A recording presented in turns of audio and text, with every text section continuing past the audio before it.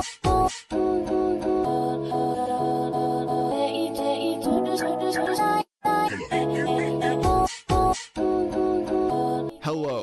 YouTube. In today's video, we're back with Rotten Mango. The title of today's video is Teen Went on Truth-Telling TV Show to Win Some Money, Told 18 Personal Secrets, then was murdered.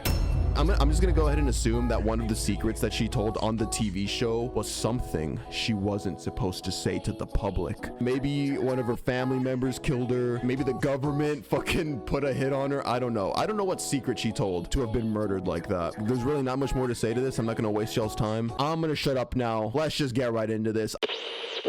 Bada bing, bada boom. Ruth had a lot on her mind about this whole relationship. I mean, she was fine with the relationship. It's fine. She's fine. Brian, her boyfriend, is fine. But like, really, what is fine? It's not love. It's not passion. It's just fine. Ruth had been thinking about this for a little bit of time. I mean, she just never got the chance to voice it out loud because how do you even begin to explain something like this? She could feel herself almost waiting for someone better to come along. I mean, deep down, she knew that Brian is just kind of a placeholder. He's not who she wants to be with in the long run. She feels like she could easily find someone that's better than Brian, but she's just used to Brian because it's fine. Ruth is sitting in front of Brian, just looking at him, and he looks anxious. His leg is bouncing up and down. It's like the nervous shakes, but he's quiet. He's not talking. Calm down, Brian. Shit. His leg is bouncing up and down. It's like the nervous shakes, but he's quiet. He's not talking. He won't even look her in the eye. He's just waiting for Ruth to say something. I mean, isn't that why we're all here anyway? Didn't you want to tell him something? Ruth starts. And she admits, you know, she doesn't find him necessarily that smart. Okay, well, that's harsh, but she feels like he lacks ambition. And he's just, quote, he's just a taxi driver. The truth comes spilling out of Ruth. I mean, it's a painful ordeal. If you were to see this unfold and witness this whole conversation, you would cringe from the stress. It's just so uncomfy. If this is happening inside of a local coffee shop, I wouldn't even stay to listen. I would get up and leave because it's such a vulnerable conversation that's so much to take in. I don't want to be a part of it. Dude, quick story. It's not going to take long. The other night, bro, this was exactly the same. My roommate was having a really intense conversation over the phone with his girlfriend in the living room. Just me being in my room, I got so tense. Like that shit stressed me out, and I had to walk over there to get my laundry. Yeah, I'm exactly the same though. If there's relationship drama going on in my vicinity, I'm out. It makes me so uncomfortable. Conversation that's so much to take in. I don't want to be a part of it. But Brian, he can't just get up and walk away. Ruth is staring at him. But also, so are Ruth's parents. They're sitting right next to him, listening to all of this. What the fuck was that? Wait, did it freeze for y'all too? Ruth is staring at him, but also, so are Ruth's parents. They're sitting right next to him, listening to all of this. Oh, okay. So it's part of the video. It's part of the video. They're watching this whole raw conversation go down. So Ruth, boyfriend, and the parents are all sitting together. And Brian looks up and it feels like everyone is staring at him, just waiting for him to react. He can see the first row of people clearly. No one's moving. They're holding their breath, but somehow he can feel that they feel pity for him. He can almost see it in their body language. The lights are too bright, so he can't see all of their faces, but he can feel it. The second row of people, their faces are less clear, but from the body language, he can also feel that they feel pity for him. He's got a whole audience. He glances around at all of them just sitting in their seats, staring at him, and no one wants to meet his eye. Like, they physically look away if he tries to look at them. The only things staring back at him are the film cameras. He feels the studio lights and his neck is getting all sweaty. He can feel his cheeks go red. 100-something people just witnessed the most embarrassing, painful, pitiful moment of Brian's life in real time. His girlfriend telling him that she thinks she can do better than him. Personally, I would destroy myself. I would simply pass away if a girl that I liked just looked me straight in the eyes like, I can do better than you. And soon, the cameramen are going to import the footage, edit it with some dramatic sound effects, and they're going to linger longer on his pain, emphasizing his hurt, his betrayal. And then soon, millions across the nation are going to watch this very moment. This is the moment of truth. Cue the theme music for the truth-telling reality TV show that Brian is on, where contestants win money for sharing their deepest, darkest... He got told that on live television? I would have to vanish. I would have to vanish and change my appearance and change my name. Hell no. Reality TV show that Brian is on, where contestants win money for sharing their deepest, darkest secrets, and oftentimes illegal secrets even. The catch is that the contestant must bring their loved ones on and answer the questions truthfully in front of them. Yeah, this was the show, right? Yeah. Is it still going on? No, I don't think so. At least not in the US or in Peru. Yeah. Now, Brian had found himself on stage with his 18-year-old girlfriend, Ruth, and her parents.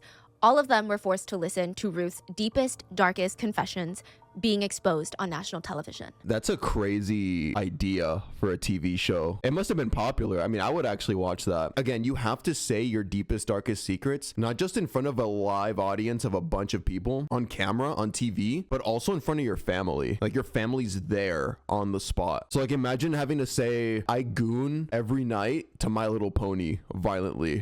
Or some crazy shit like that. All of them were forced to listen to Ruth's deepest, darkest confessions being exposed on national television.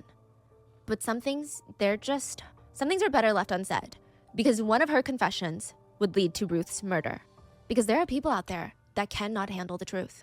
Wait, do you think something like that could legit happen about like somebody that was close to Epstein? I feel like something like that would happen if somebody came out saying, hey, I actually know everything that Trump did on that island with Epstein. Like I know the secret. I bet something like this would happen here in America. All of a sudden you would die. Let's get started. Do you know what a green hat slave is? So there is a word for it in English. It's cuckold. It's typically a man. Never mind. No, I'm not a cuck. It's typically a man who enjoys watching his partner have intimate relations with another individual. In China, it's called a green hat slave because when a partner is cheating on someone, that person is wearing a green hat. So for example, if a man's wife is cheating on him, it's said that the man is wearing a green hat. But if you're a green hat slave, that means you know that your wife is cheating, you know that your husband is cheating, and you like it. You want more of it. You want them to cheat on you. The more traditional sentiment around relationships like this is the man, typically it's a man, I think there's different words for different genders, but typically the man in the relationship enjoys being humiliated. By being forced to watch his wife or his partner be satisfied by somebody else, it's a very demeaning experience. One person said, it is so complicated. Multiple emotions just layered over one another and it's pulling you in all these different directions. I felt sick to my stomach with anxiety, but also so excited to know all about the details of what my wife did with that partner later on. I would alternate between almost having a panic attack and then to being insanely excited, which, you know, all of it sounds a bit interesting, like a bit out there, right? But statistics show that up to 20% of men in the US fantasize about cheating wives. It's a very popular search term. Really? 20%? So 1 in 5. Yeah, 1 in 5 men fantasize about their wife cheating on them? That's you? That's not me. She's projecting? Nah. It's a very popular search term. Yeah, fantasize. And they get like excited about that? Yes, I'm sure that a good majority of that group do not ever act on it. But I guess it is like intrusive thought? Or? I think it goes a little bit more than intrusive thought. I think it was like the types of videos they watch, types of fantasies that they perhaps have. Okay. They say it's a complex symphony of emotions. They say that there's jealousy, shame, arousal, inadequacy, gratitude, lust. And so the first step of humiliation is to know that your wife or your partner is with another man. Then the next step would be to see it play out. Watch it, knowing that you're not a part of it. You're not involved unless they ask you to, that you can't just join them because you want to. You just have to sit and watch.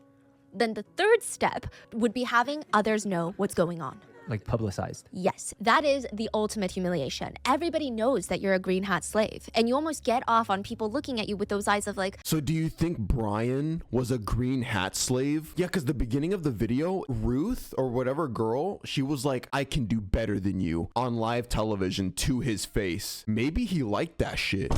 We don't know it, but bro was getting hard in that moment on TV. And you almost get off on people looking at you with those eyes of like, oh, it's okay. It's gonna, I don't really.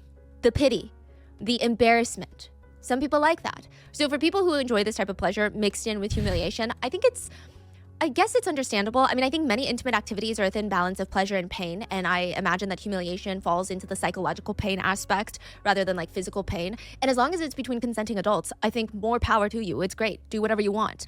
But what about the people who experience this involuntarily? Like being cheated on? So publicly and being called a which is a very demeaning term for most heterosexual men. They get green hat slaved without wanting to be. It happens to them and they're just left with all that humiliation and none of the pleasure.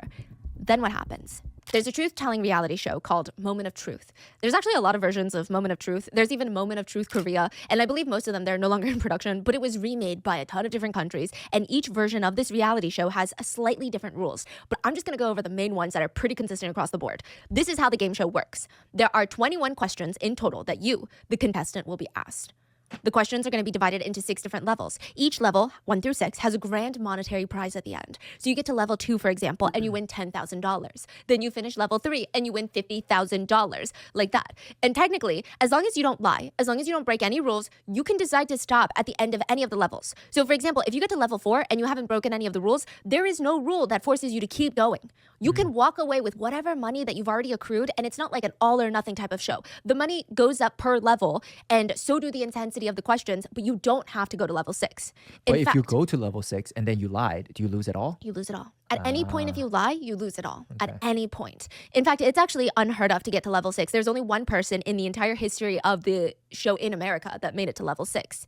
And that whole season could not be aired because of what she exposed. Holy shit. Be honest, would y'all actually expose y'all's deepest, darkest secrets on live television for like large amounts of money? I don't think I could. If the grand prize was something like $5 million, then maybe. It has to be a really high dollar amount. That whole season could not be aired because of what she exposed. Yeah, Her there's a last lot of question for variables. $500,000 was, do you believe that your father had intimate relations with a minor?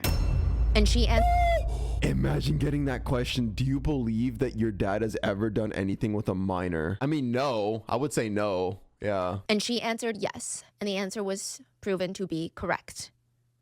Whoa. The money Oh does my- go up per level, and the intensity of the questions naturally also go up. So the first level, it actually consists mainly of social dilemma questions. Would you rather give food to a man without a home or a stray dog?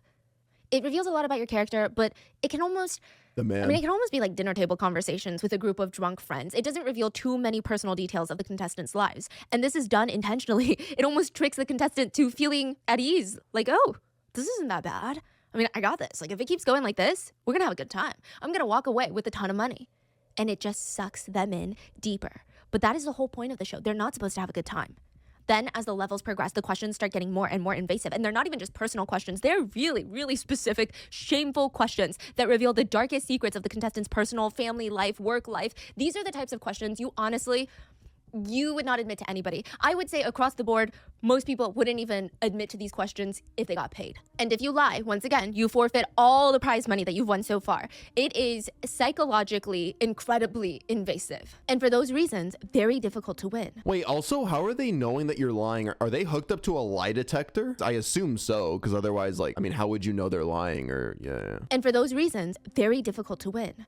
But people keep trying. Peru is finally going to have its own version of the game show franchise, The Moment of Truth.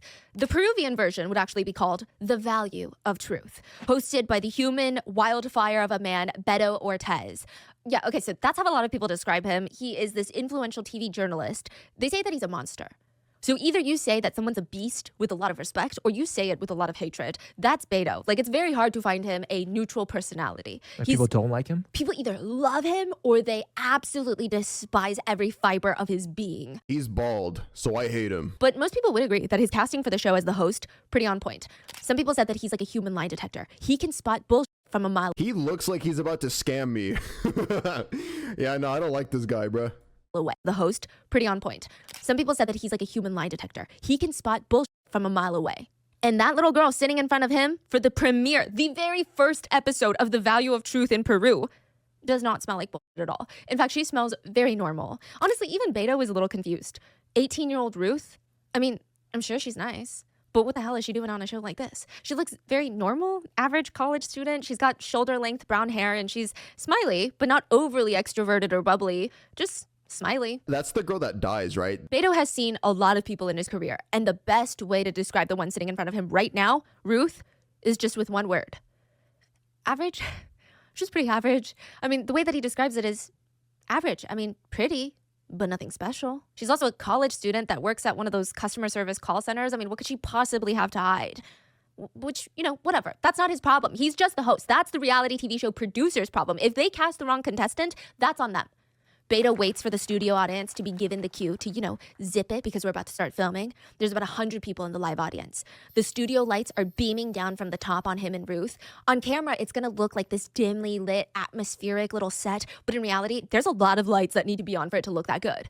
It's for the aesthetics, but also, in reality shows, the heat of the studio lights. People don't expect it.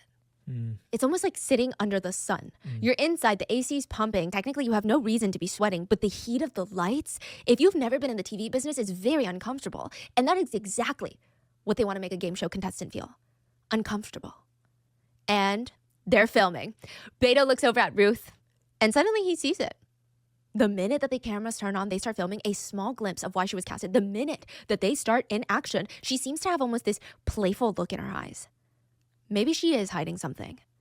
Beto looks at the cameras. Today, a Peruvian is 21 questions away from winning 50,000 sols in cash. Will there be any honest person left in Peru? It's time to find out the value of truth. The double doors open, like Shark Tank, open up, and an 18-year-old girl walks onto the stage. Well, she's only 18. God damn. Good evening. Are you nervous, Ruth Thalia? Yes, a little, but it's normal, I imagine, to be nervous. Is there something you want to reveal to your family and loved ones today? Today? Yes. Very well. Are you ready to tell the truth in front of your family, to yourself, and all of Peru? Yes, I'm ready. Please, take a seat. She sits down on this red leather chair, and this is how it all starts. Ruth Thalia Saya Sanchez, university student studying computer science, call operator at a call center, 18 years old, lives with her parents. She's looking at her parents, who are sitting directly in front of her. This is interesting. The show's whole concept is to have the contestant bring in their closest loved ones and make them sit there and listen to the truth. You're being held hostage by the truth. Typically, 3 guests are allowed. Please introduce yourselves. We have Ruth's mom, Ruth's dad, and Ruth's boyfriend, Brian. The host also thinks that Brian... Oh, how much y'all want to bet that the secret that gets her killed is going to be a secret in regards to her boyfriend or something that affects their relationship? I'm just feeling it. So maybe the boyfriend like killed her or some shit. The host also thinks that Brian is nothing special, by the way. I mean, he just looks so average. Kind, but again, average. Typical neighborhood boy trying to make it, driving those moto taxis. Do you know what I'm talking about? They're open. It's not really like a car. It's like a motorcycle with a carriage in the back. Just trying to survive. He's got a girlfriend, probably goes out on the weekends to have fun, and then the cycle repeats, and pretty much nothing spectacular. That's the rest of his future and the rest of his life. That's how Beto feels. Brian Romero Levia. Everyone give Brian an applause. Thank you for accepting to come and accompany your girlfriend, Ruth Thalia, in this challenge that she has chosen to go through. How are you feeling, Brian? You seem nervous. Your right leg moves on and on like it's got a mind of its own. What are you so nervous about? That she may have cheated on me? Whoa. Everybody laughs, including Ruth, and the host tries to smile and calm Brian's anxiety. Well, let's not forget, this is all just a game. Relax, and let's take it slowly. Mi nombre es Vilma Rosario Sánchez Rojas, mamá de Ruth. Muy bien, un aplauso para ella. Leoncio Sayas Antesana. Leoncio, bienvenido. Tú eres el enamorado. Brian Romero Leiva. Brian, un aplauso para Brian. Brian. Hola, Brian. They're just sitting on this long couch in front of Ruth and the host, and with that, they begin. Question number 1. Have you ever skipped class without your mother knowing? Ruth glances over at her mom, and her mom is biting the inside of her cheek, and Ruth's eyes are just going left and right and right and left, and there's a small smirk on her face. Technically, her parents gave up everything for her and her sister to be able to attend university. They were the first in their family to attend. I mean, the sacrifice there is pretty huge. But yes, the answer is yes, I have skipped class without my mom knowing. Ruth is biting her lip. Killer. How dare you skip class? What if that was the reason she died? Oh my god. Ruth is biting her lip and she's like glancing at her mom, and the robotic voice comes on. There's always a long pause after the contestant's answer, and the host is not the one telling her if she lied or not. A robotic voice comes on. The answer is correct. It is the truth. The audience starts clapping, and Ruth's mom is smiling, but also giving her like a playful, we're gonna talk about this when we get home look. But it's all cute, you know? Ruth is 18, she's an adult. The energy is very much, she admitted to stealing a cookie from the cookie jar. La respuesta es verdad. How many questions? Oh, you said 21, but 21. how many is in the level 1? Like 4? So level 1 is 6. Wait, so how do they know? Are they gonna explain how they know they're lying? Level 6 is just one question. Wow. One question. That must be really, really crazy question. Yeah. Like, did your dad have intimate relations with a minor? Wow. Yeah. Question number 2. Have you ever had a nose job? Yes. And the answer is true. Question number 3. Are you satisfied with your appearance?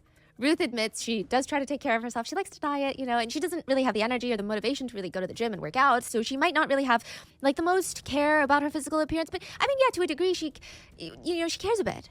The host tries to egg her on. When you see yourself in the mirror, what do you see? Do you see a Chinese girl, an Indian girl, or an indigenous woman? Well, I see myself a bit on the dark side. Would you like to be white? Yes. So are you satisfied with your appearance? No. The answer is true. meaning she is not satisfied with her appearance. Question number 4. Do you think being pretty achieves more things than being a good person? The camera pans to Brian. I mean, I guess nobody wants to have a superficial partner or girlfriend who thinks looks are everything, right? Ruth looks a little bit more nervous this time. I mean, she almost rolls her eyes, but it's not like, ugh, so annoying, I'm rolling my eyes. It's just like I don't really know where to look right now. I'm kind of getting uncomfortable. Yes.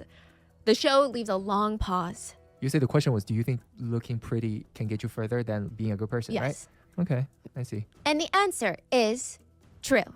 Ruth keeps biting her lip, and even her family is starting to look a little bit uncomfortable now. But, I mean, everyone starts clapping. It's the way society is. It's not Ruth, it's society.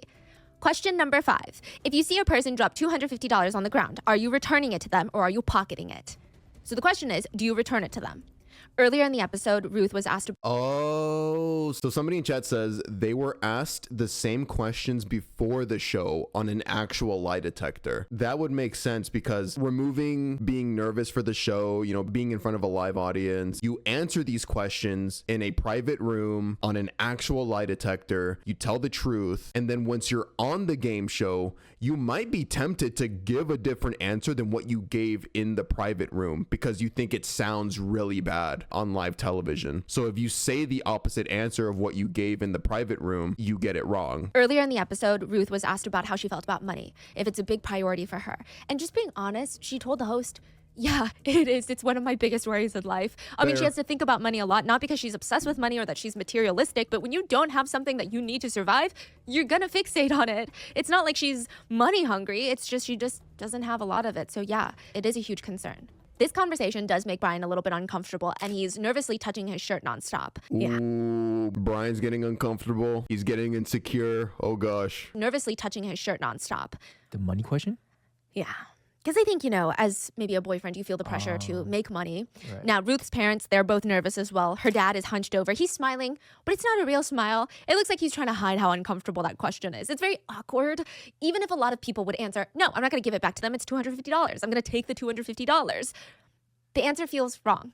It's just, that's not the answer that you want to say. It's not something that anyone would want to willingly admit to everybody. But Ruth answers definitively, no, I would not give the money back. I would take the $250. The answer is true. The audience is not clapping. Usually they clap when the answer is true, but they're like, wow, I would never. I would automatically, of course, give it back to them because I am much more morally and ethically sound than this girl on stage.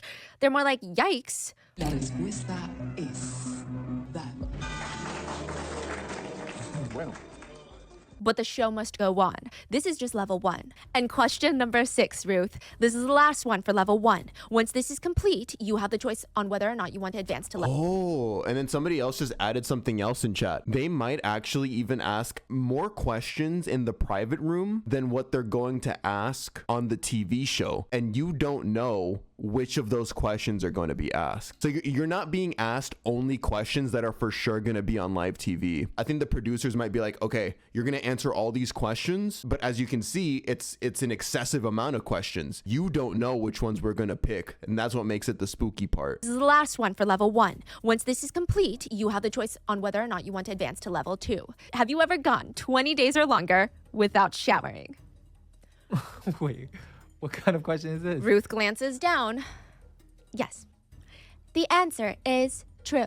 And everyone in the audience starts laughing and starts clapping loud. 20 days. 20 days. Holy shit. All answer truthfully, and she will now advance to level 2. The Stinky. questions were simple. I mean, funny even. She answers the questions honestly, and with each honest answer, she gets one step closer to her big monetary prize, and everybody's happy. She's happy, her family's happy, the audience is happy. Do you know like how much was level 1? $250.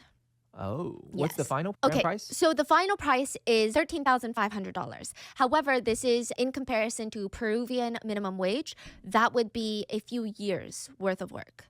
So I guess the equivalent in the United States would be, okay, so the cash prize for America was $500,000 Wow. for winning the whole show. But okay, wow. Okay. Yeah, so I mean, I know that like maybe in context, because if we put it into USD and considering the standard of living, it might not sound like enough money to reveal these types of secrets to the whole nation, but I'm going to try to put it into context, you know? Yeah. So okay. everybody's happy about this. She just won $250. Everyone's happy, but happy is not good TV. You know how a group of crows are called a murder? Mm-hmm. Yeah, it's said that a group of producers, especially reality TV producers, is called a manipulation.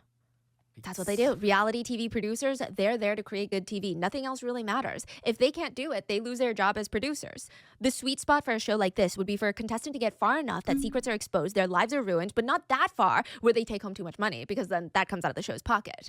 And picking each contestant is a very big deal. How do you even know if their secret is even worth the... Damn, that's fucked up, but it's true. These producers, at the end of the day, they need views. They want to get views. So they actually don't care if these questions, they don't care if it ruins your family. They don't care if it ruins your relationships or if it ruins your reputation. You're just dollar signs to them. And picking each contestant is a very big deal. How do you even know if their secret is even worth the amount of money that they're winning? Let's say they get to level 5. Are their secrets even worth the amount of money that the show now has to pay them out for? Does the audience even care about them like that? But also, how do the producers know any of this going into the show? Like, do they just randomly pick someone off the street and they're like, you look like you were hiding a lot of secrets? This is what they do before the show. Producers will find out everything about a potential contestant's life even before considering them. They run background checks. They talk to the family members, friends, old classmates. They spend a full day with contestants going through their room, watching them, analyzing all the people they talk to. But the moment of truth, they go even a step further. They do something very fascinating. They conduct polygraph tests for casting. Yeah, that's what I was wondering. Like, how do they know, right? They must. Yes. Yeah. So a lot of reality TV shows will actually put you through a very extensive personality test. Okay, that to makes sense. Yes, to see how, I guess, unstable you are so that they can manipulate you. When you start reading into it, it makes you really second guess every reality TV show that you've ever watched in your life. It's pretty dark. But they do a polygraph test. They will conduct polygraphs and ask strategic questions. So there's the lie detector we were talking about. Okay. They will conduct polygraphs and ask strategic questions based on what they picked up about that potential contestant. So they already spent a day with them. They did background checks. They talked to their friends, family, old classmates, and they have an inkling. They're like, I have a suspicion that this person is stealing from work. I have a suspicion that this person is doing something illegal, is cheating on their partner, is doing this. Their kid is not, that's not the dad, that's not the mom. Like, well, it's gotta be the mom, right? That's not the dad. Like, you get it. They pick up on all these things and they will come up with a formula of questions to ask during a polygraph. Now, of course, most of the contestants are gonna lie the first time. Are you cheating on your husband? No. Are you cheating on your wife? No. Are you stealing from your family? No. The polygraph will indicate that they are lying. Does that mean that they can't be a contestant? Because the whole point of the show is to tell the truth. But they already lied. No. That means they're perfect.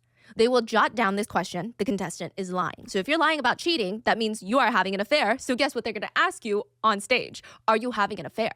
Okay. Then a few days later, the contestants are brought back to answer the same exact questions once more, but this time in front of a live studio audience and multiple studio cameras that are filming every angle, every microfacial expression to be enhanced, edited, and dramatized during post-production, and then finally aired for the whole nation to see. The answers given in front of the crowd are then compared to the results of the polygraph test. Then later, when the contestant is on the show, not hooked up to a lie detector, they will compare those and determine if you are lying or not. Now, Also, they do it 3 times? just twice.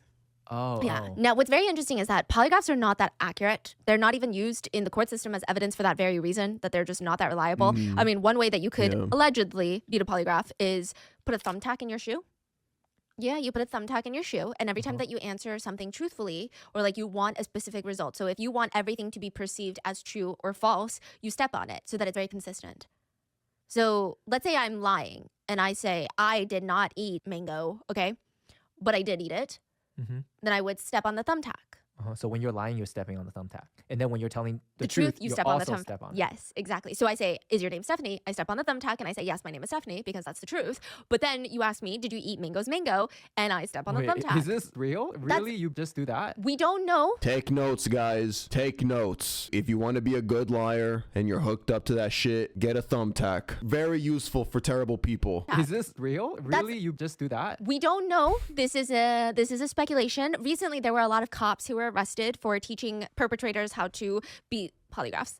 Wait, but you just share that. I don't know I think that there's better ways. I think this is just like a very colloquial, what's on Reddit type of way. But I'm sure that there's maybe much more enhanced ways to beat it, like, a foolproof plan. I don't think that this is foolproof. I think this is maybe better than not stepping on a thumbtack. You know what's actually best is not take a polygraph and get an attorney would be the best. But yeah. Wow. And there's cops trying to teach people. Yes, and they were recently arrested, a few of them. It's been a problem, apparently. What that means, what makes it even more interesting, is the first time around, if someone is cheating on their partner, they could lie and say that they're not, and the polygraph could easily read it as them telling the truth.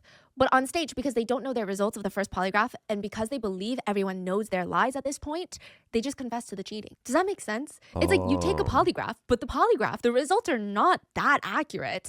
But when you're on stage, because of the subliminal messaging and the bias that's been fed to you that they know the truth, So you just tell the truth. yeah, you end up telling the truth anyway. Damn, that's fucked up. So they're just kind of manipulated and brain fucked into just believing that obviously they know the truth, right? It's a professional TV show. They had you hooked up to a device. They know it, so you might as well say the truth. But in all honesty, they don't know. They actually don't know either. They don't know if you're telling the truth. But it's like the whole illusion that makes you tell the truth in front of everybody. That's crazy. So what does that mean? That means they don't know if you're telling the truth or not? I feel like it's very loose.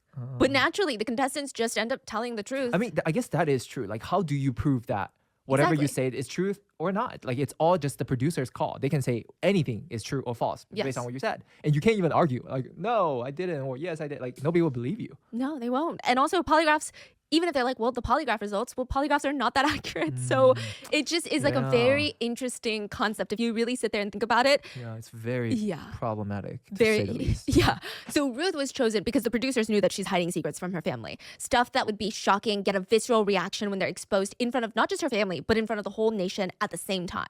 The producers said, the reality is, we knew what she was lying about. Deep down, we knew that she was lying and we knew that she was hiding stuff. So she was the perfect contestant for the show. It's our job to make sure those secrets get out. All the unpleasant, uncomfortable details aired for the world to see. That's our job. We head into level 2.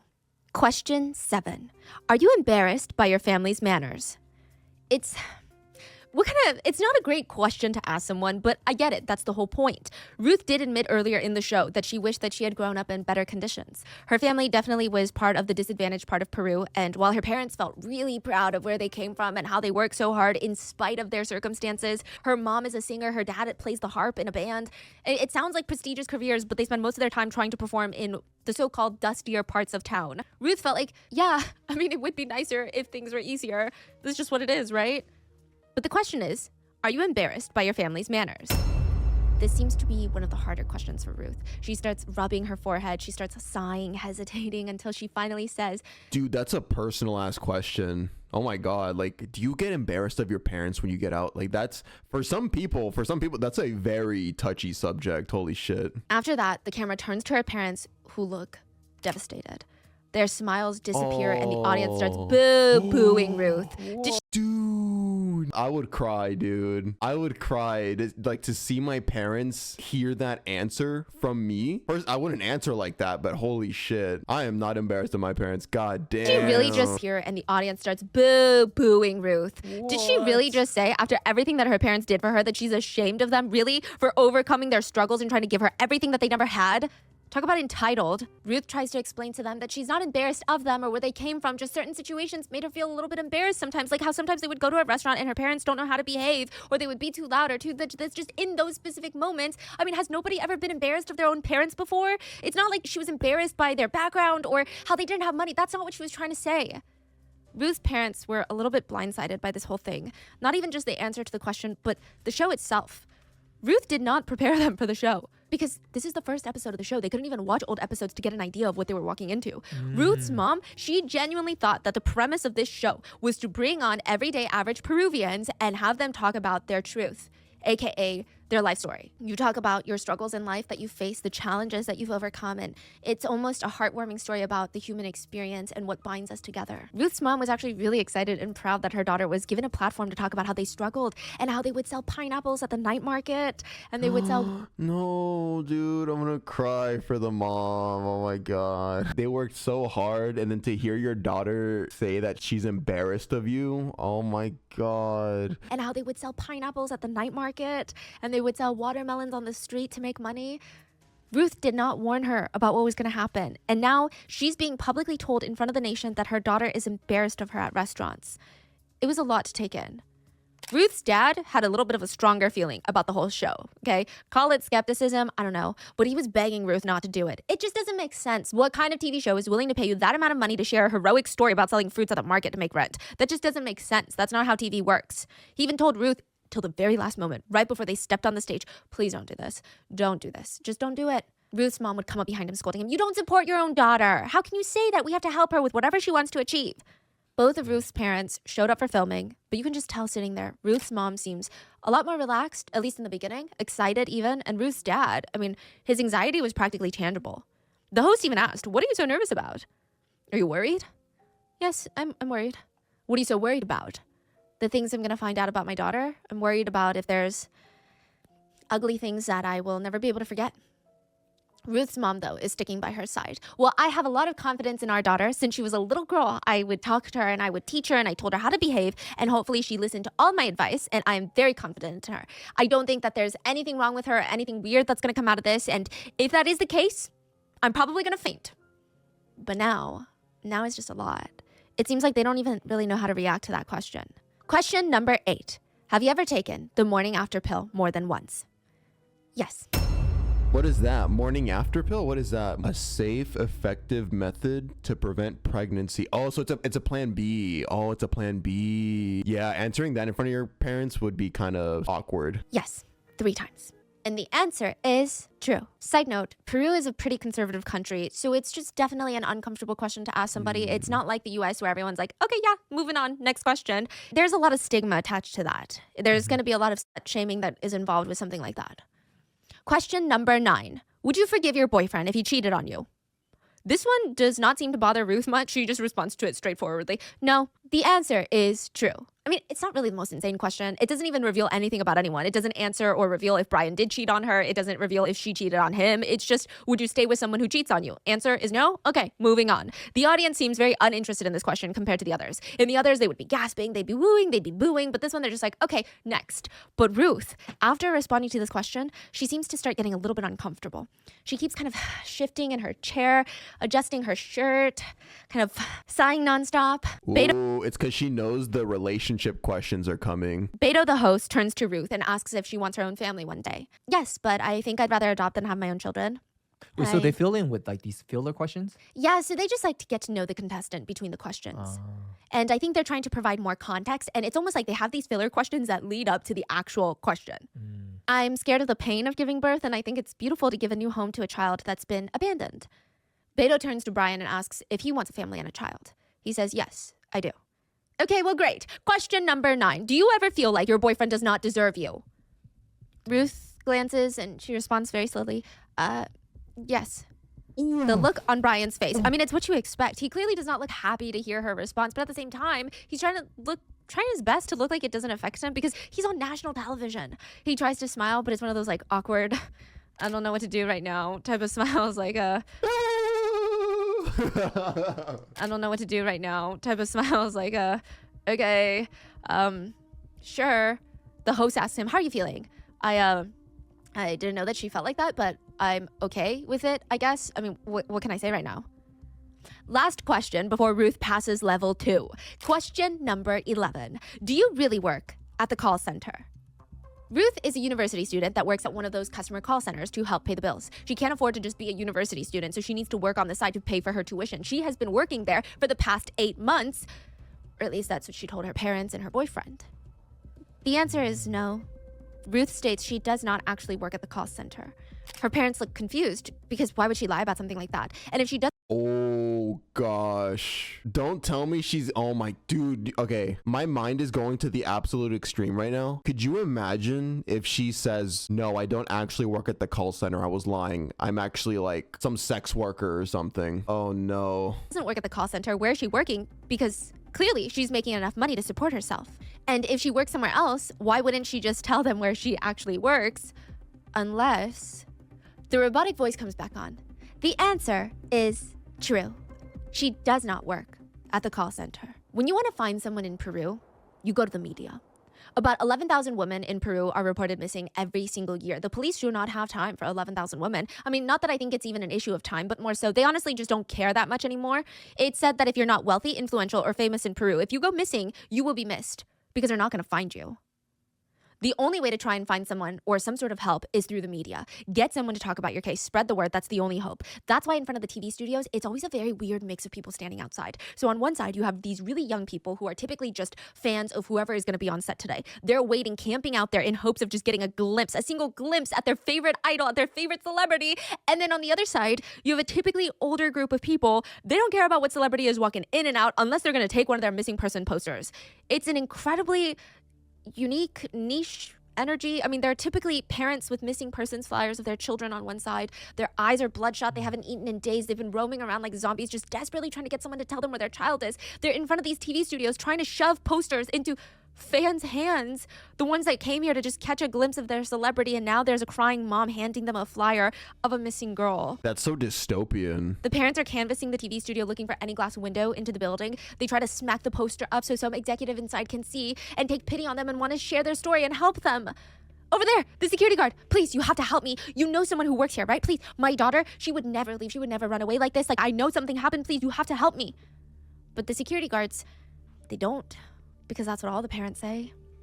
Our daughter's missing. We're poor. We have no money. We need help. Our daughter would never run away. I'm sure it's all true. But that doesn't change the fact that the news stations, they cannot run 11,000 of the same stories every single year.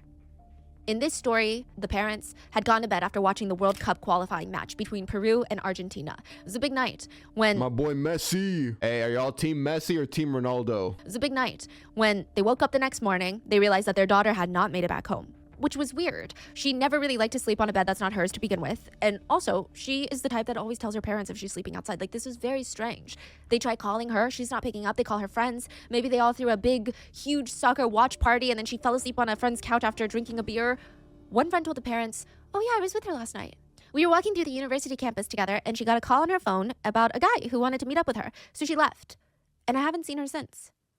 Nobody has seen her since, and the parents are left to repeat the same story that the news stations hear dozens of times every single hour. Our daughter is missing, we're poor, we have no money, we need help, our daughter would never run away. Finally, one security guard snaps at the mom. "Lady, what do you want? Just submit your form and leave." The guard practically spits in her face, and she's had enough, and without thinking, she fires back the only thing that they have. "Please, sir, my daughter, she was the girl from The Moment of Truth. The show, she went viral. She's missing." So at this point, Ruth is missing. That's probably going to be what gets the security guard's attention. Because then they're going to be like, oh, wait, this is a big scoop. It's unfortunate that that's going to be what it takes to get some attention. "She's missing." The guard pauses. "What? The girl from The Moment of Truth? She's missing?" Before the mom could even make another plea or take it all back, the security guard leaves his post and runs to grab a cameraman. September 14th, 3 days after Ruth disappeared, 2 months after the viral premiere of The Moment of Truth in Peru, Ruth's disappearance made the front pages all over again. Could her disappearance have anything to do with what happened on the show? That was the question all the news networks were asking. Level 3. Truth is a very tricky thing. It's like a suitcase. You know when you go on vacation, you pack up your suitcase, you roll up all your shirts, and you're like, this is the optimal way to pack a suitcase. And then you fold it all neatly, and you get it just right. Like there's barely enough space for an extra shirt, and you zip it up, and it's all good. But then when you're at the hotel, you got to fly back home in a few hours, nothing fits. You can't shove it back in. It's the same amount of stuff. You didn't even buy anything new. Why won't it close now? All of a sudden, there's no way for it to neatly tuck back in because it's too late. What is out, and there is no going back. That's a really good analogy. Thank you. Wow. Question 12. Would you lend your parents all the money in the bank if they asked you to? Ruth was always known to be a very frugal girl. I mean, she would save every last penny of every dollar that she made. She would not spend any money on anything or anyone. She was very protective over her funds. Ruth looks at her parents, and she already told them that she was embarrassed of their manners. And now this, she responds, yes, I would give them all the money I have if they asked. The answer is true. This is the win that the audience needed. I mean, this whole thing was... You know what would have been fucked up? If the TV people, if the producers said no, like false. Like if they lied to make more drama, to make the parents feel even worse on live television for entertainment. This is the win that the audience needed. I mean, this whole thing was slowly starting to get a little depressing. But now, oh thank God, the audience starts clapping, cheering. Even Ruth looks a little relieved. But there's still more questions to go. Then the host, I mean, it's kind of clear what questions are coming up next. Beto starts asking Ruth about what she thinks of her boyfriend, Brian, who's sitting, 10 feet away from her. Do you think Brian is a handsome guy? Yeah. That doesn't sound very convincing. Do you think Brian is a smart guy? Kind of. Oh my god! Dude, Brian is just getting embarrassed and humiliated today. Do you think Brian has a good heart? She doesn't skip a beat on this one. Yes, I do. The audience starts clapping. Good. Question number 13. Are you with your boyfriend Brian until someone better comes along? Ruth looks nervous. I mean, there's the right answer, and then the right answer is to say no. You know, you're in love with Brian because you love Brian and you would never leave Brian. And also because she literally knows what this will do to Brian. Brian had a stutter that he was hypersensitive about, very insecure about it. When Brian was just 8 years old, his mom's new boyfriend pushed him down a flight of stairs. And ever since then, he had a slight stutter, which likely happened more so from the emotional trauma of being pushed down the stairs rather than the physical injuries that he likely would have sustained. I don't think that he sustained any physical injuries, which that is something that can very much happen, by the way. Mental and emotional distress from traumatic events can disrupt the normal functioning of the brain and impact the regions that are responsible for speech production. And it was just always something that Brian felt like people were looking down on him for. Even when they weren't, he felt like people were looking down on him. So the right... Oh, I feel bad for Brian, bro. If he actually does end up becoming the murderer, then I obviously I don't condone that, but man, I do feel bad for him. So the right answer to that question is no. I love Brian because Brian is perfect and Brian is good enough for me. But the true answer, the answer that she needs to say to get to the next level and not have wasted all of this, not have done all of this for nothing is, yes, I'm with Brian until someone better comes along. Pregunta 12. ¿Estás con tu enamorado hasta que llegue alguien mejor? Sí. She said yes, bro. Oh my god. Oh my god. Brian looks honestly speechless. I would cry. Personally, I don't know about y'all, I would cry. I wouldn't kill the girl like this guy's probably about to go on to do, but no, yeah. He doesn't even look shocked. It's like when you know something is true, but to hear it said out loud adds another layer of trauma. That's what this looks like. And what's the reason? Who would be better that comes along? The host asks Ruth what her ideal man is. I mean, I'm fine with Brian, but I think I would like someone who's in a better financial situation. She said that she just really wants someone who's very ambitious, and Brian just really isn't that. Brian looks really betrayed by this. He thought that they bonded through sharing the same experiences growing up. Ruth had to go help her parents sell pineapples at the market. Brian had to help his mom sell pre-made breakfast plates. His mom would be in the dirt floor kitchen. Literally, the floor of the kitchen was dirt. And she'd be cooking up these breakfast plates that they would shove into these flimsy to-go containers and try to sell them to workers throughout the town. That's how he grew up, and his prized possessions as a kid were his old soccer posters that he taped onto his childhood bedroom walls. They're like peeling off the walls because they're that old, but those are his prized possessions. It's not like he wants to be a taxi driver. It's the only job that he can get right now. He's just trying to do his best. So yeah, the answer, it sucked. It cut deep. The whole time, Brian's face looks really stoic. He doesn't have a lot of expression on his face, just he looks indifferent. You can care about money, by the way. My stance on this has always been it's valid for women to care about being provided for, but also I don't think it's valid to judge a guy on where he is right now if you see that he's trying, like he's trying his best. And yeah, again, it's in your right to care about money, but if that's the case, then just don't get into a relationship with a guy like Brian. But when the camera zooms out and it pans down on his leg is shaking uncontrollably. Beto turns and his eyes fall on Brian. Brian, are you in love with Ruth? Yes. It shows. Yes, I am in love. How do you feel about such harsh answers today? I don't know what to say. Evidently, the answer hurt you, right? Ruth, that was a cruel, cruel answer. Ruth looks uncomfortable. I wasn't trying to make him feel bad. I don't want to excuse myself either, but...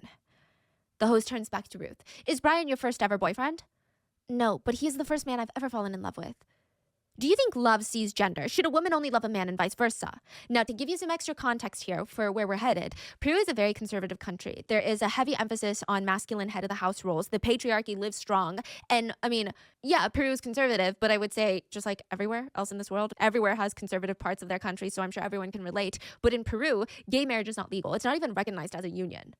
But Ruth, like any normal, honest being, tells the host that she thinks anyone can love anybody. The audience kind of reacts like she's saying some very controversial things. Like some people are like, yeah, some people are like, boo. Beto turns to Ruth. Question 14. Do you have sexual fantasies about women?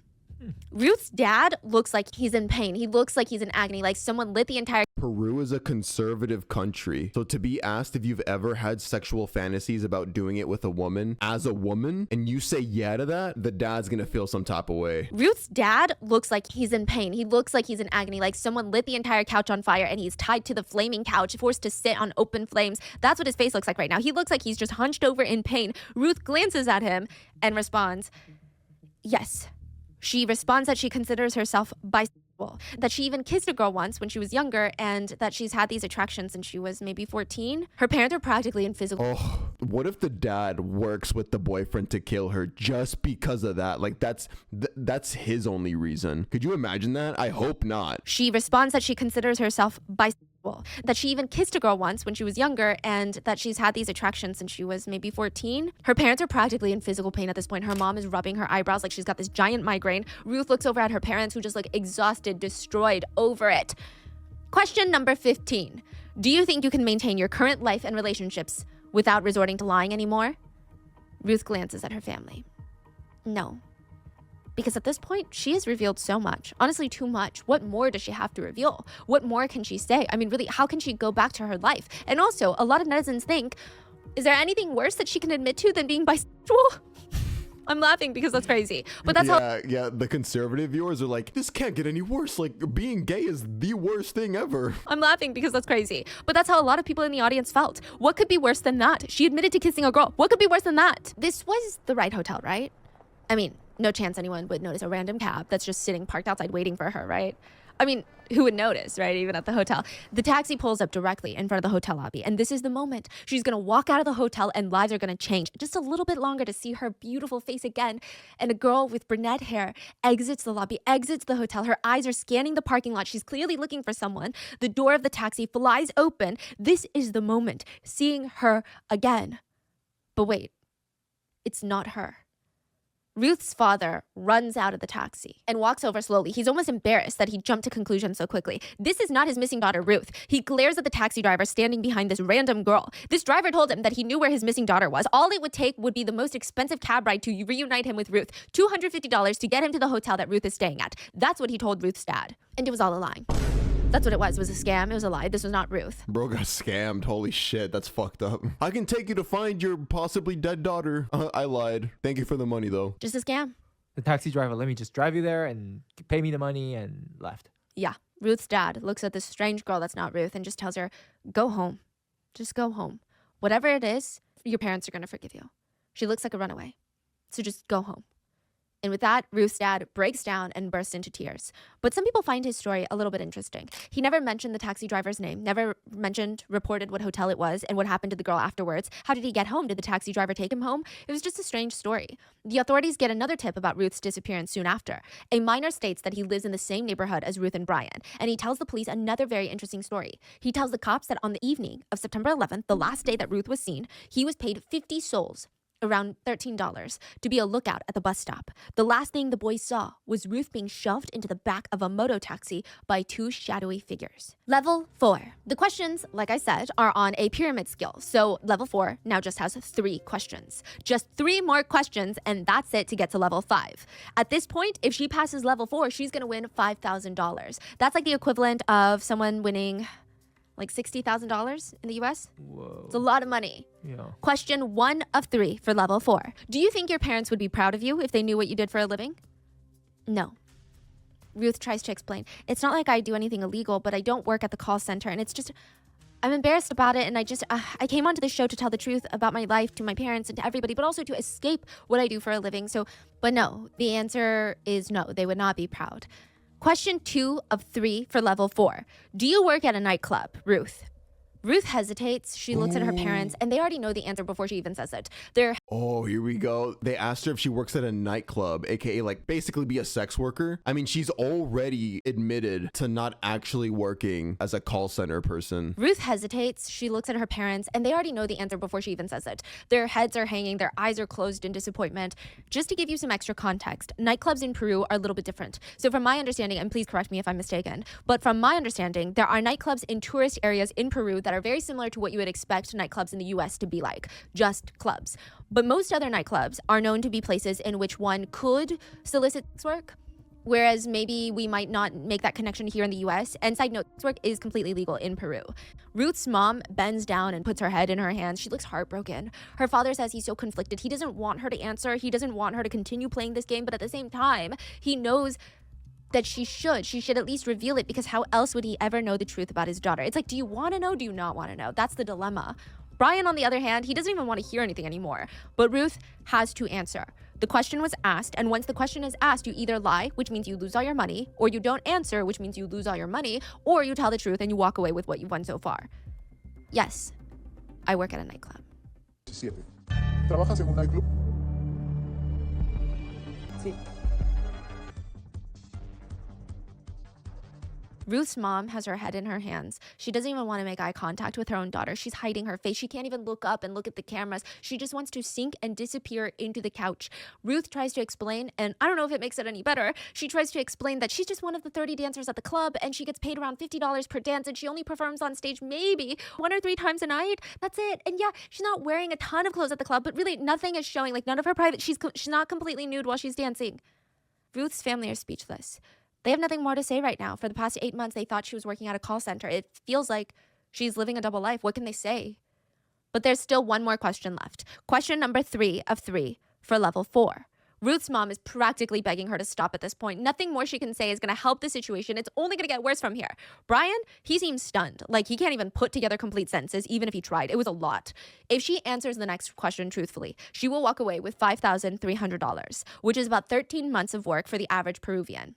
Wow. To try and put that into a clear comparison, that would be someone in the US winning around $62,000 if you look at the national average salary. Beto turns to Brian. Brian, what do you say to Ruth? Stop or continue? I don't want to hear anymore. You don't want to hear anymore. Ruth chooses to continue. One last question to Poor secure Brian. $5,300. She's Bro, already come free so my far. boy Brian. Question number 3 of 3 for level 4. Once the question comes out of Beto's mouth, everyone goes silent. It's like holding their breath. I mean, they know what the answer is going to be because of course they do. They're not going to ask a question like this unless the answer is very clear. Ruth stares out into the crowd, but also at her parents and her boyfriend. Her mom is bent over as if she has a raging stomach cramp, like a stomach ulcer that came out of nowhere. She is literally hunched over. It is an impossible situation. Clearly, seeing her parents in that amount of pain, why would she keep going? She wants to just not answer. Of course she doesn't. But she's already come this far, and not answering is also an answer.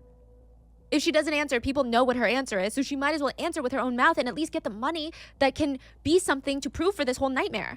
Yeah, I mean, the moment that they asked this question, everybody already know the story, right? Like, why would they ask this question unless... Yeah. She looks at her parents, then back at Brian, then back at her parents. Just one word. That's all that is standing between Ruth and $5,000.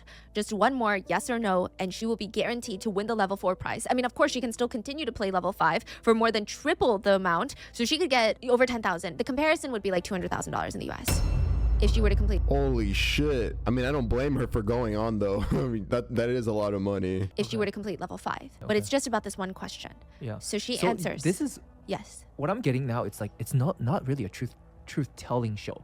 It's literally you agree to air your darkest secret for money, basically. Yeah. So they already know what's true. So they're just like, here's a list of your darkest secret. Every time you unveil more, I'm gonna give you more money. Exactly. Yeah, they're not paying for truth. Yeah, they already know. We already know the truth. Yeah. Wow. And it's like, I think they're just paying to watch your whole life fall apart. Question by Yeah. question, really. There's some like demonic humiliation ritual, low key. They ask the question, and she responds, yes. Everyone is just kind of gasping in shock and disbelief. I mean, it's the type of confession that makes you go, what? Is this for real right now?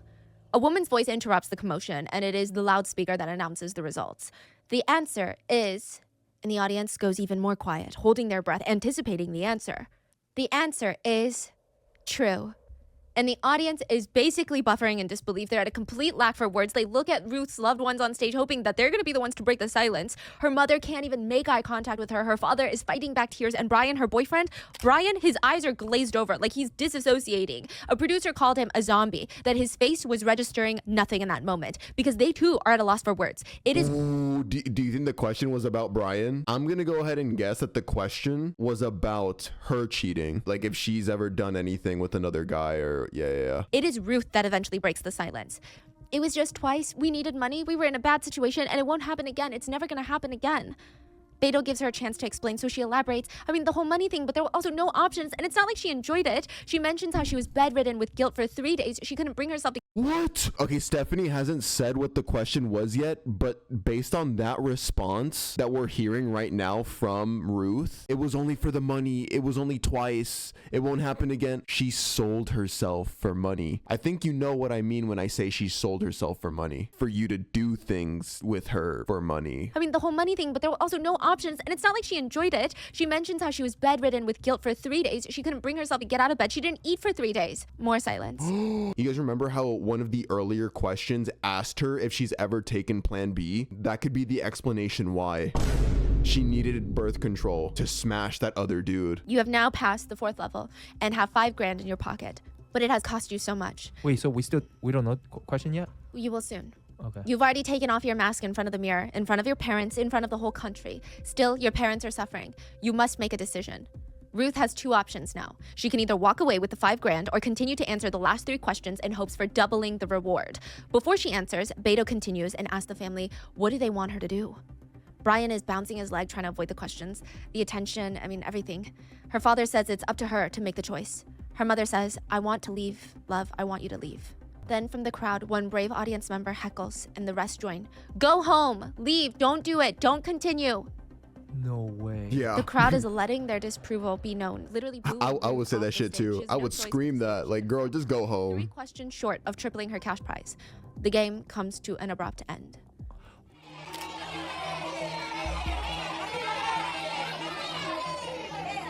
For the audience to tell her to stop, that is, wow. Ruth will be walking away with $5,300. And again, that's about 13 months of work.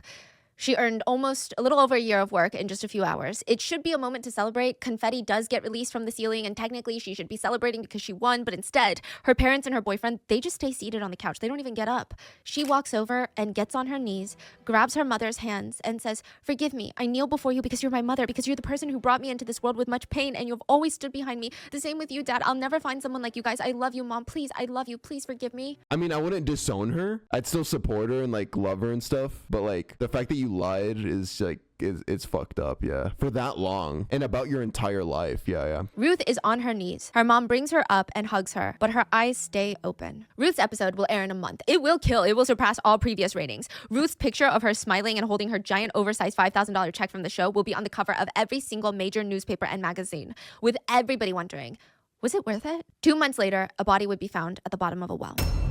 The next time Ruth is on the news, she will be 16 feet down, covered in concrete and rocks, murdered. After the show airs, There's no way it was the dad. I don't think it was the dad. I think the dad forgave her but was still pissed. I think the boyfriend is the person that killed her for the humiliation, yeah. after the show airs, just 2 months after the taping of the show, nothing would be the same in the Saez Sanchez family. Nothing. The family went through so many cycles. They would feel bad for their daughter, Ruth. They felt like she had gone through so much and then she had to do it all on her own. And she didn't feel comfortable talking to them. I'm sure to a degree the parents felt like it was their fault. Had they had more money, maybe she wouldn't even have done that in the first place. Then they would turn to anger. But like, why? Why couldn't she just get a normal job like everybody else that came from families like theirs? Why would she need to do that? And then why go on national television and ambush us? You knew what kind of questions they were going to ask, and you still asked us to go on this show? Why would you completely blindside us? The parents were confused. They didn't even know how to process this type of information. Ruth's dad especially had a hard time adjusting. That's his baby girl. And he just knows way too much about her now. It's not that he doesn't want to treat her the same way. He just didn't know what to say to her. He just needed some time. There were a lot of arguments on why Ruth even did the show to begin with, and Ruth would just tell her parents, for the money. Other time, Ruth's mom would stare at her and she would just have these tears in her eyes. What happened to you? Why have you done this? Who even are you? She would walk over and start wiping her mom's tears and giving her pats on the face and little kisses on the cheek. No, Mommy, forget it all. Those are all things I said for the TV, but Mommy, you know the truth in your conscience. Yes or no, Mommy, you know the truth. I'm gonna go to class, okay? But why would you do this then? What have you done to us? I did this so that we could win, Mommy. We could win money. And what are the people gonna say? Our family, relatives, everyone in the country that's gonna see it? What about that? I don't care, Mommy. I don't care. It doesn't matter to me. How else was she supposed to earn that type of money in that type of time? She wanted to open up a salon so that she could take care of her family and make sure that her parents don't need to worry about money. This show was gonna move her closer to her dream. Rapidly. Fine, maybe she's gonna be the laughing stock of the nation for a while, but at least she would have some sort of future. That's what she thought. That's what she reasoned with herself. That's what she told her parents. And then the episode aired. The show Value of Truth became the #1 show in all of Peru for 15 weeks straight. The ratings were through the roof. The viewership was, unseen before. Like, this was crazy. The show became a national conversation. Newspapers, other shows, talk shows were talking about the value of truth. They were reacting to it. All the major newspapers, they had the same photo of Ruth smacked on the front covers of everything. Her face was everywhere. And Ruth thought she could handle it. She could handle the attention. She could handle the hate and the opinions. She would just wait for it to die down and then try to open up her salon. That was her initial plan. But nothing ever goes according to plan. Even if Ruth were to open up a salon, she doesn't even know if customers would come now because her reputation was pretty much set in stone. She was known for a few things now. And Ruth started becoming very depressed and having these negative thoughts. Her dad said, the entire neighborhood that we live in, I mean, it's just a hellhole of gossip. Ruth couldn't even leave the house without people coming up to her, giving her their opinions on what she did and about her last question. Other times, it would just... Everything you exposed about yourself, it's not like the night just ends and then that's it. Everything you did on the show, that's the end of it. It just goes away. No, that's just the beginning of the change of life that you're gonna have. Everybody's gonna bully the fuck out of you now. Dare point and even take pictures of her with their phone. Like, she's not a normal human being. Like, she's a petting zoo animal. But nothing was as bad as the guys that would... come up to her. Anyway, Ruth would try and stay in her house isolated from the world. I mean, she's trying to escape all the people talking about her, but it's kind of hard because sometimes they would just call the house. Ruth's relatives, some of them they haven't even spoken to in years. They were now calling Ruth and her parents to tell them how ashamed they were that they are part of the family and that they are embarrassed of Ruth, and she is the biggest shame of their bloodline. And in front of her parents, Ruth tried to stay very strong. She tried to have this whole screw them all attitude about it. I don't care what they say about me. I won money and my life is going to get better once this blows over and they're going to get nothing out of it. But with her sister Ava, Ruth was a bit more honest. She would lay there on the bed staring at the wall. What have I done? What did I do? Why did I do that? And now mom and dad are in the eye of the storm and I just don't understand why I did any of that. Some people gave her advice, just lean into it. Milk the situation for all it's worth. I mean, what else can you do? So soon after her episode aired, Ruth did a few quick interviews. She told the journalist to a degree she feels that she was liberated by the show, But what about Brian? Everyone wants to know about Brian. How are you and Brian? Well, the truth is we don't even talk to each other anymore because when I call him, he doesn't answer. But I'm also having a hard time and he should understand that. I'm not the only one to blame here. He is also to blame and he knows it. But I would rather just leave it at that. I don't want to have any more problems with him or his family. She's trying to keep all this upbeat energy for the audience, but you can just tell in these interviews, she looks mentally drained and exhausted. 3 days after Ruth goes missing, the case blows up on national mainstream media networks. Ruth's family were all hopeful. They're all talking about Ruth, right? The news stations are, the people are, which meant her case is getting attention, and if someone knew something or someone saw her, it would be reported. The more eyes, the better. Ruth's mom remembers thinking, yes, I'm gonna find my daughter now. I'm gonna find my daughter. And she expected the news anchors to talk about Ruth's role as the first contestant of one of the most popular TV shows on air currently. Something along the lines of, the girl from the show The Value of Truth is missing. But instead, news anchors all stared into the camera and said, the prostitute from The Value of Truth is missing. How tone deaf. How cruel. They for real only care about getting clicks and getting views. They had to title it that. The prostitute from the show is missing, guys. I do want to clarify very quickly that I wanted to change the word to sex worker since I know that the term is not appropriate. However, I thought it took away the gravity of how inconsiderate and dismissive the news networks were in regards of Ruth's disappearance. So for that reason, I have kept it verbatim. The news anchors did not refer to Ruth as Ruth or Ruth, the college student, or Ruth, the daughter and sister, but Ruth, the prostitute from The Value of Truth. Some netizens believe that had she not been asked the very last question, the question that helped her win $5,300, had she not been asked that, she would be alive right now. She would not be dead. Some netizens wonder, is it the producer's fault then? Because they're the ones that come up with these questions. They pushed it that far. Are they not to blame? Others argue, no. That's what I guessed, by the way. I think that's why Stephanie kind of refrained from saying the last question. Everybody believes that it was the last question that got her killed. Others argue, no, they're not. She's the one to blame because if it wasn't the truth, then they wouldn't have asked. After Ruth's body was found, the last question from that episode was played on repeat on every major news network TV station over and over again. Last question. Have you ever accepted money in exchange for sex? There you go. That confirmed what we were speculating. Yes, That was it? that was it. It had to have been Brian, by the way. Yeah, it had to have been Brian. The camera turns to Brian and the narrative and the story was made. The headlines would run. The nation's green hat slave.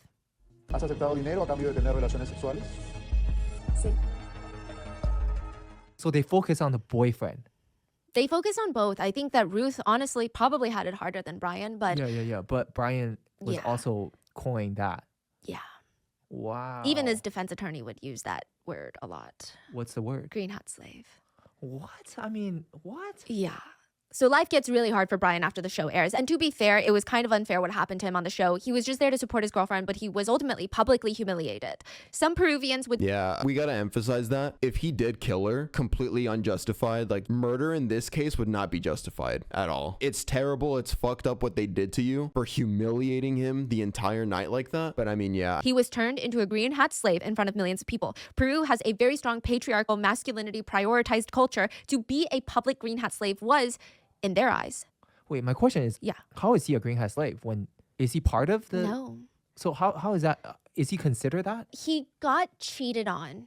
So, okay, I think the difference here, and I think the reason that people called him a green hat slave is, and I was looking into it, and tell me how Jeff Bezos comes up into this, right?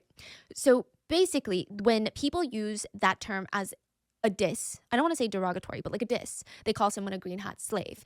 Sometimes there's no proof that it even happened. It's just a type of energy, they say, someone carries. For example, after Jeff Bezos was engaged to his new fiance, Lauren Sanchez, there is a picture of him. It's him and Lauren Sanchez on his mega yacht, Jeff Bezos' mega yacht. Yeah. And her ex-husband, who happens to be an NFL player, is also on the boat shirtless. And they're both looking at him. I see. And they say that even though Jeff Bezos is one of the richest men in the world, Got he it. always had this nerdy tech energy Yep, yep. that people imagine him to be a green hat slave. So that became a huge meme. And because throughout the whole episode, Ruth was saying things like she doesn't necessarily think that he's smart. She thinks that she deserves better than him. And he's there just supporting her the whole time. A lot of people felt like it was a Got it. green hat slave So the moment. whole message together makes him. Oh, so he was giving cuck energy. He wasn't literally by definition a cuck. I get it. I get it. And yeah, I mean, once you're considered that, it's almost free game for anyone else to disrespect you and make fun of you. I mean, what are you going to do? You're a green hat slave. That's not me saying that. That's what a lot of people were thinking. Brian was walking home one day. This is after it airs. He sees a group of high school boys just loitering on the side of the road. He's maneuvering so he can just walk past them. But as they're passing each other, as he's passing the group, he catches one of their eyes and he can almost see the moment that it registers in the high school boy's brain. At first, he looks up, eyes are blank, meets Brian's eyes, and it's like a light bulb moment goes off. His eyes get bigger and he's got a little spark in them. His face starts moving. His mouth opens up. Guys, it's the green hat slave. The rest of his friends turn. They're uninterested at first, but when they see Brian's face, they light up and they start bullying him, taunting him. So yeah, the IRL harassment and bullying is what's gonna push Brian to kill her. Waiting Yep. for him at his front door. How do you feel, Brian? Tell us about what you feel after the episode is aired. Brian won't even look at the camera. Embarrassed with my friends and my family. I started finding out everything she had done to me. How can I feel? You're a man. How would you feel? Yes, I can imagine, and I will try to put myself in your place. But they say that when you love someone, you can forgive everything, right? Depends on what they did, what they've done to you. The things that was shared that day by her, I cannot forgive. When news was initially circulating that Ruth was missing, the first person on everybody's radar was obviously Brian. Reporters chased him down, asking him questions. So we're straight up confronting Brian now. Okay, but dude, what if it actually ends up not being him though? Dead ass. It better not be the dad. What were you doing the night that Ruth went missing? Answer the question, what were you doing? I can't remember. I was drunk that night.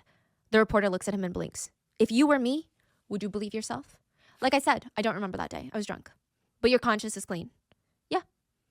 Everyone knew Ruth's parents hated Brian. They always felt like Ruth could do better. This is even before the show. And I'm sure most parents feel that about their kids, but really it wasn't even just that. There was something about Brian that really irked them.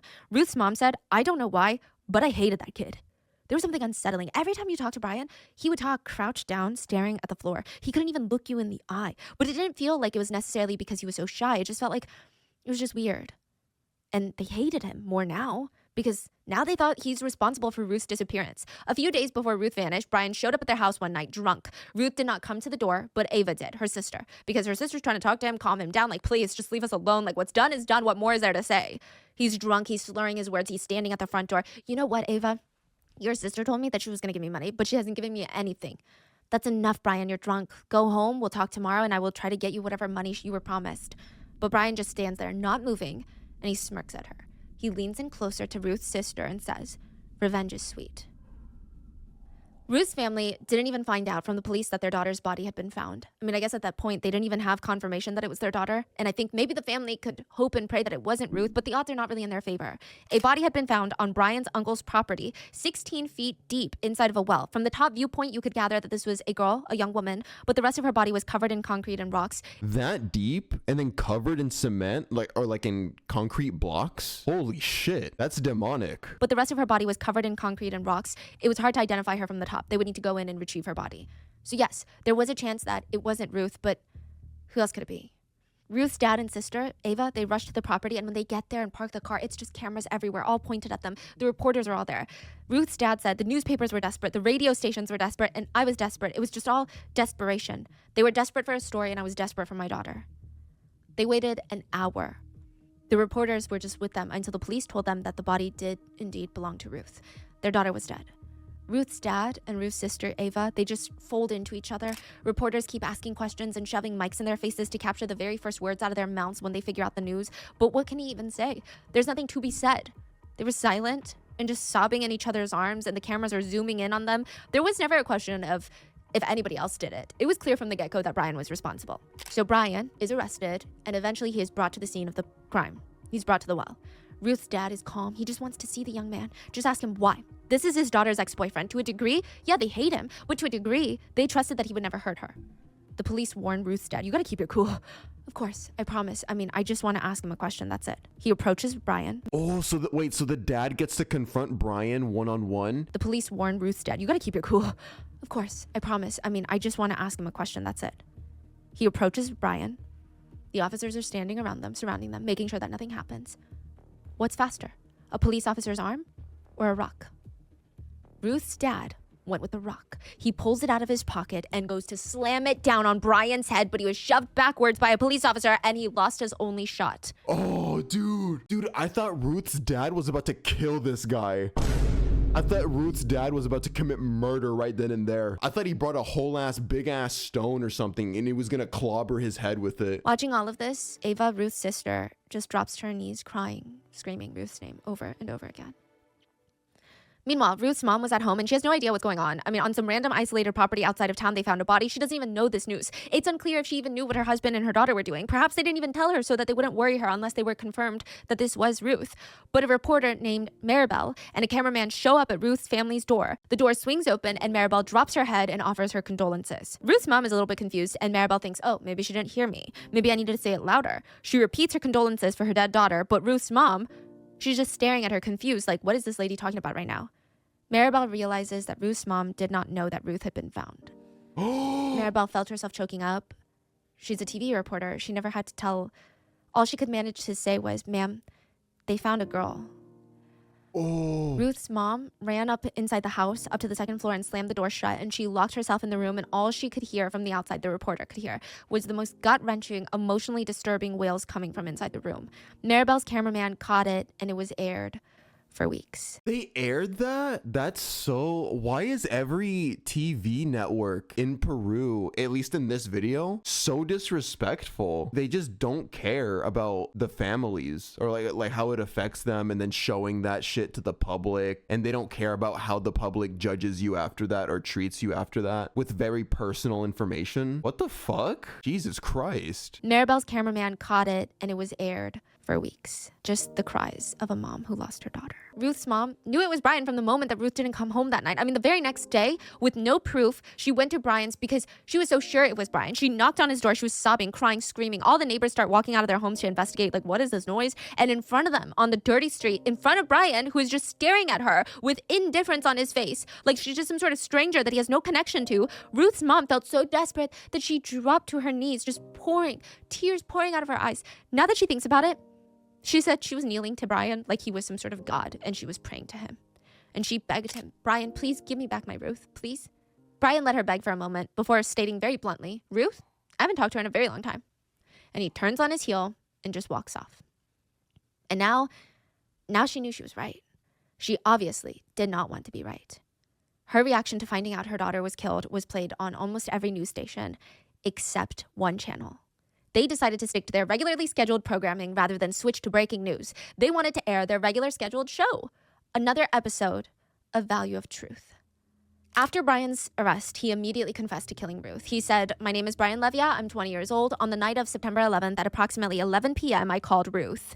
That night she went missing. I asked her to hang out. We were going to meet near the bridge. And at first, things were really awkward. We barely talked, but we thought maybe this was a way of rekindling the affection that we did once have for each other and put this all past us. One could argue that nobody else would know what they're going through right now besides each other. She gets into his moto taxi. They drive to his house. They park on the street and they just sit outside on the street on the moto taxi drinking a cheap bottle of $3 wine. And then they head upstairs to Brian's room and Brian claims that they had sex. Afterwards, though, it's like a switch flipped. Ruth starts screaming at him out of nowhere. She's very upset and she tells him, I don't know what I'm doing talking to a poor moto taxi driver like you. Brian said that he snapped. All the looks, the smirks, the comments, texts from his friends that he received after the show aired, all of them were flooding into his mind and it was all because of her. Brian said, and that's when I grabbed her by the throat for 30 seconds. I held her like that. I thought she passed out. I listened to her heart and I didn't hear anything. I grabbed her and I shook her and I heard nothing. I got scared. I didn't know what to do at this point. So he picked up her limp body, carried her into the bathroom, put her in the bathtub, and then went downstairs to the living room where there was a party for his mom's birthday. And he got drunk while upstairs, Ruth's body was in the bathtub. Bro kills his girlfriend, kills her, leaves her in a fucking restroom, all disrespectfully. Like, again, that's just so disrespectful to a body. You just left her there like a thing, and then you proceed to go downstairs and party. Oh my God. He said later his uncle came to move Ruth's body into the well on his property. During the trial, Brian's attorney would argue that his client Brian snapped under the pressure of national humiliation. The crime can be traced all the way back directly to the show. That episode could not have existed without Brian. That's the truth. The program had impact so long as you had a sitting up there. You can call him Brian or change him to a new man, Juan, Pedro, whoever. They just needed a man to be the laughing stock, the green hat slave. They need a victim for Ruth's lies. But when Ruth's parents did not agree with the sentiment, Brian and his uncle decided to see if they could press charges against Ruth's parents for throwing a rock at Brian when they found Ruth's body in the well. What? Yeah. They had the nerve to try and charge the parents of the girl that died for wanting to retaliate a little bit, not even retaliate to anywhere near close to the same extent that Brian hurt Ruth by throwing a little brick at him. Fuck out of here. For throwing a rock at Brian when they found Ruth's body in the well. For a rock. What? Yeah. When you think that they can't go lower, they do go lower. And it runs in the family. It's a bit of a side note, but before the trial, Ruth's mom was beaten by Brian's dad. He attacked her with so much vengeance that I would not be surprised if you told me that he... What? Ruth's mom was beaten by Brian's dad. He attacked her with so much vengeance that I would not be surprised if you told me that he wanted to kill her. What? It was a lot. Oh, nah. Throw the whole family away. Throw the whole family away. Throw Brian away, throw the dad away, throw the mom away, throw them all away. Her eyes were swollen shut because he was pounding her in the face. Ava, What? Ruth's sister, asked, do they just want to kill our whole family at this point? What is wrong with them? During the trial, Brian would also argue that he was not a green hat slave, that he and Ruth were not even dating at this point when the show was being filmed, which some netizens genuinely believe. Others think that he is so upset at the idea of being a green hat slave. Like, this is what's bothering him when he's on trial for murder. Like, this is what he wants to clarify. Like, hold on, I need to use my time to tell you about this. That's how you know that was the motive. That's how you know that was the reason behind the death. I mean, sorry, that's how you know that was the reason behind him killing her. By the way, guys, I'm not a cuck. I'm not a green hat slave. He said that he and Ruth broke up a while back, but because she wanted to be on this show really badly, she felt like she needed a boyfriend storyline to make the producers want to air her story. She's like, the questions have nothing to do with you, but I just think that that's the only way I'll get casted. She asked him to pretend to still be her boyfriend, act like they never broke up, and go on the show with her. In return, she will give him a percentage of whatever she wins in the prize money. He said that he agreed, having no idea what kinds of questions were going to be asked. He said it was a total ambush, and Ruth knew that she was going to expose these types of questions and secrets and had no concern for how that would make him appear as her, quote, boyfriend. He also even claimed that the producers of the show knew that he wasn't even Ruth's current boyfriend anymore. They knew that she had broken up with him, but they didn't care as long as it was good TV, so it was all fake. I think he's lying to save face. That's what Brian claims. He also claims that the show has the most responsibility for Ruth's murder. Yeah.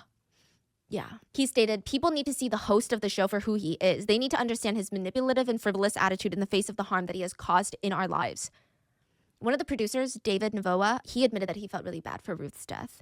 He said that he was the one that conducted the polygraph initially, and he spent a lot of time trying to pick out the questions to ask Ruth that would make for the best TV. He said the last question, the one about this work, I mean, he knew what that would do to her family. He said, I knew it was going to be a surprise to her loved ones and a very shameful moment for all of them. Yeah, punish the show too. Yeah. Punish the show for these types of questions and for not caring about exploiting families and ruining relationships and reputations. Yeah. To the producers, it was a celebration. They nailed the viewership.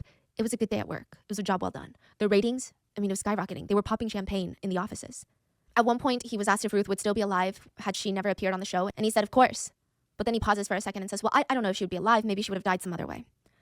The host, Beto, one of the most famous journalists in the country, was called to testify during Brian's trial, where where he basically said what he would publicly later state: I have huge condolences for the family. Our doors are open for them and the investigators, but the media have tried to turn the show into the origin of the crime. And that is something we reject because there is no relation between one event and the other. We have seen how they are trying to shift the blame from the murder to the TV program. The murder is Brian and his uncle. Those who are saying it's from the TV show are just doing the murderers a favor. It would be ignorant to say the show played no part, though. Like, what do y'all think? You can't blame a whole ass murder on the show, sure, but it's called cause and effect. It's called timeline. It's called A, B, C, D, E, F, G, all the way to Z. And the show objectively played a role in the lead up to her murder by asking those types of exploitative, insensitive, fucked up questions. It was definitely a part of it. So I would actually say it's justified to kind of blame the show in the lead up to the killing. Those who are saying it's from the TV show are just doing the murderers a favor. That is not the motive. That is not the crime of passion by a teenage lover. And even then, the nature of their relationship is unknown. We will not be intimidated by everyone trying to tear us down in the show.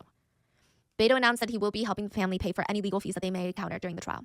Brian's whole defense hinges on the fact that he wants society to feel pity for him, to understand where he was coming from and why he had to kill Ruth because he snapped. But at the same time, Brian has no remorse. Before the trial, Brian underwent a psychological test, and the specialist found that he was incredibly cynical, insensitive when it comes to human life. He is indifferent to other people's pains. He lies. He has no remorse. He covers up all of his wrongdoings. He might be minimizing them, and that's how he gets away with it. Even when describing Ruth's murder, the murder of Ruth, he describes his actions in a very indirect way. That the producers did this, Ruth did this, society did this, and he's just the weapon that was used.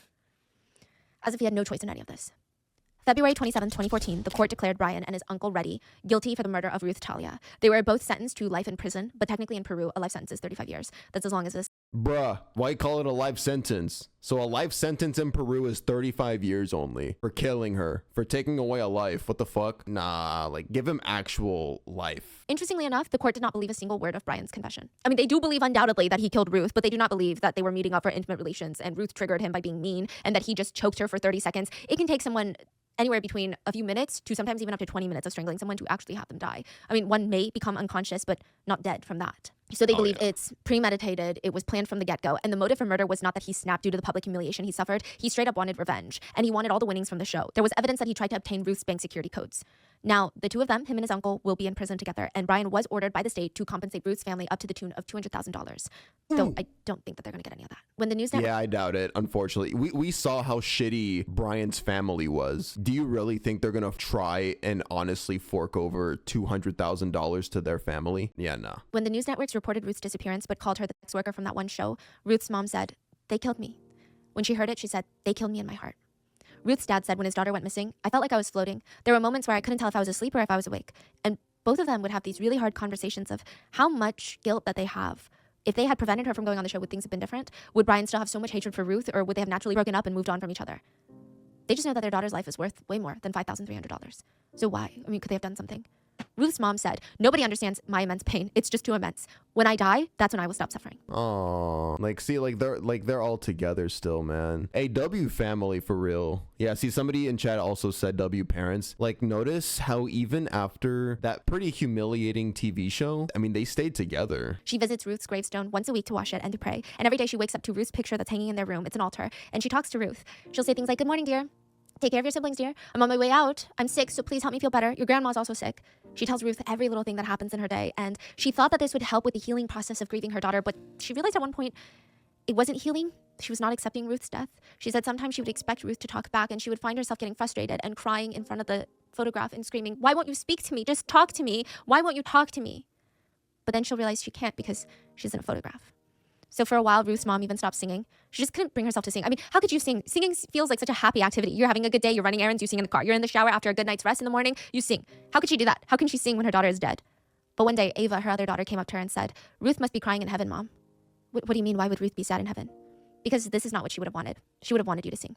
And Ruth's mom is now singing again. Yeah, that's how I would think about it. Like, when the time comes, unfortunately, when I lose a loved one, it's gonna happen to all of us. I think the way that I would advance forward is to think of what they would want for me and like how they would perceive me from heaven. And they wouldn't want me to be sad and depressed for the rest of my life. Like, they would want me to enjoy stuff and to keep doing my best with everything. I would still be sad for a while though. And that is the story of Ruth Talia. What are your thoughts? Have you ever seen an episode of Moment of Truth? That's the end of the video. I'm gonna go ahead and agree with Stephanie. Tiffany, like this and her husband, it completely dystopian idea for a TV show, a very dystopian theme reality TV show. You're basically using these actual real people with real relationships to each other for entertainment. Like you are destroying these people's relationships in front of a live audience for entertainment. That is very dystopian. But anyway, closing thoughts. First of all, rest in peace to Ruth, guys. But the second thing I want to say, okay, not only should Brian get for sure a full life sentence, he did get a life sentence, but as you guys saw, it's only 35 years in Peru. But the TV show should have been heavily scrutinized and canceled right then and there. I don't know how old this case is, I forgot, but that show should have been to blame a little bit. Who else should have been sued? I think, no, you know what? The TV network that referred to the daughter as the prostitute from that show is missing. Didn't even use her name, didn't use Ruth's name. That news station should have been sued. Absolutely disgusting. Oh, and then the last people who should have been punished, the family of Brian. All of them were disgusting. Not just Brian himself for killing Ruth, the dad for beating Ruth's mom outside of the courtroom. Throw the whole family in jail. Honestly, throw them all in jail. Yeah, that's it. Thank you so much for watching this video, YouTube. I really do appreciate it. Super sad stuff. Yeah, I will see you guys in the next video. Peace out.